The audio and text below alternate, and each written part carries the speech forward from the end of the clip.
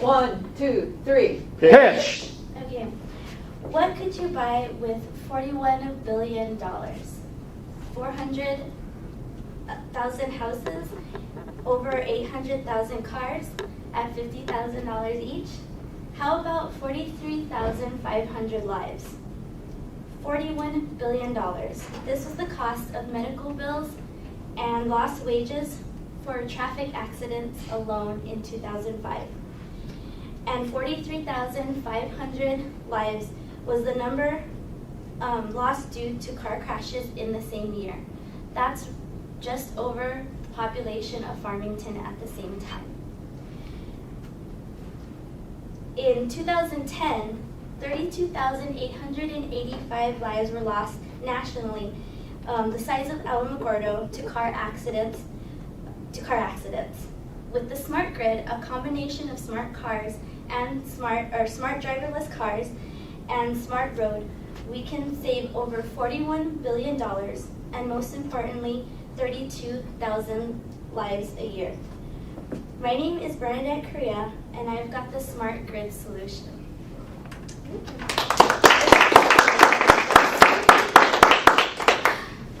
Oh, that stuff. What did you forget? That's all right. No, what did you forget? Oh, okay. That's her question. I was gonna compare that. I forgot that in the 32,885 lives is the size of in 2010. It's the size of Alamogordo. You said You that. said that. Oh, I did. Okay. Yeah. Oh, the first Farmington. one was Farmington, right? Yeah. The second one was Alamogordo. I said that. Yeah. Oh, okay. So I have a question, Bernadette. Just stay there. Just stay there. So you want to? Can you describe your smart grid? Yeah. What will it do? What does it look like? What will it do? Well, the way that I have it planned out in my head, which may be different from what is actually physically, engineerably possible, is that using the same roads that we have today, the same road systems and everything, we would just put a kind of a track along the available roads that we have now, on which the cars would run.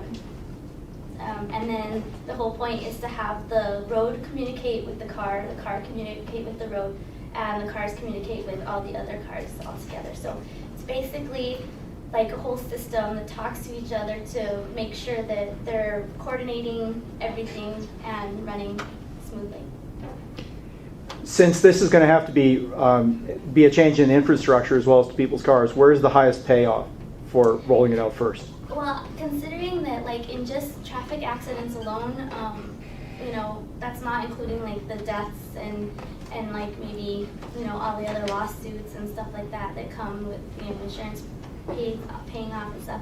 It was $41 billion in 2005, and I'm sure with the price of everything going up, and that was annually. No, but I mean putting smart road on interstate or dense urban environments. Where do you see the payoff first? Oh, in the $32,000 or 32,000 people a year lives. I mean, isn't that enough? Where would you roll it out first? I personally, I know that you had said that you would do it in metropolitan areas where driving doesn't make sense.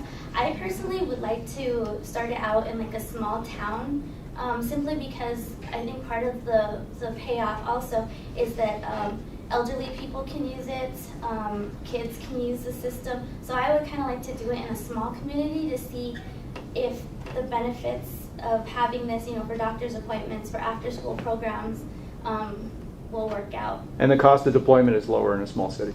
Yeah. Yep. Pablo? So to me, when you're saying it, I'm hearing it as a public transportation system. That's what you're planning? Yeah. Basically, because anybody can use it. You'd expand the driving age would be extended far beyond what it is now, with the whole idea of it being safer because you're eliminating human error, distracted drivers, texting, drunk drivers, all that kind of good stuff, bad stuff. So how would that integrate with cars? That's the catch, is that everyone would have to give up their control of their car. I was working it out, and you could probably have your car kind of Converted? and in that sense, but you personally would not be driving ever again. I do want to keep like manual cars for like the emergency systems for like police, ambulance, that kind of stuff.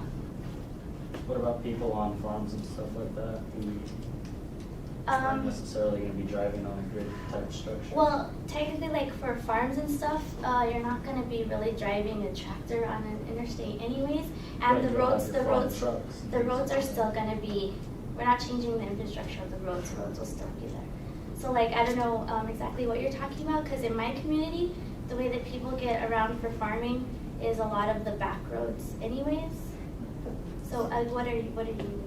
Well, if you're going to take for instance, I'm going to need something, a lot of farmers where I come from in La Plata, you can only afford like one vehicle or whatever. That vehicle needs to be able to be used off-road and stuff like that, to drive around in my fields and stuff like that, but I still go to town, I pick things up from the feed store and stuff like that.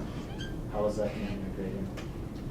Well, I guess if you're using like a truck, I mean, you're still gonna have the same kind of carrying capacity if you're using like a It'd truck. have to be switchable, Bernadette, so that Yeah. sometimes you can be manual and when you get to a city, you just say, here's where I want to go, and it takes you.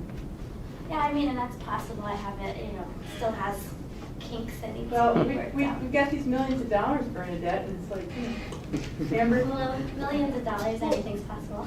I mean, my question would be, what sort of like job loss would you see in the market with one type of car?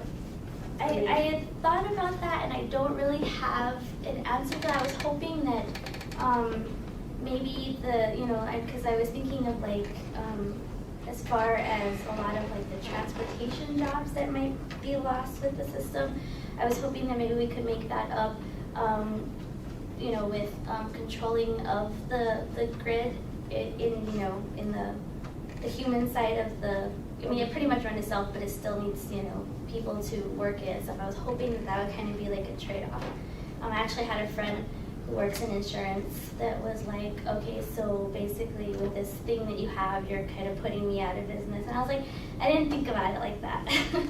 So that would have to be something that would be looked into more closely. And hopefully, if all things worked out, there would be a trade-off that wouldn't be too horrible. Maybe he could get insurance to be on time.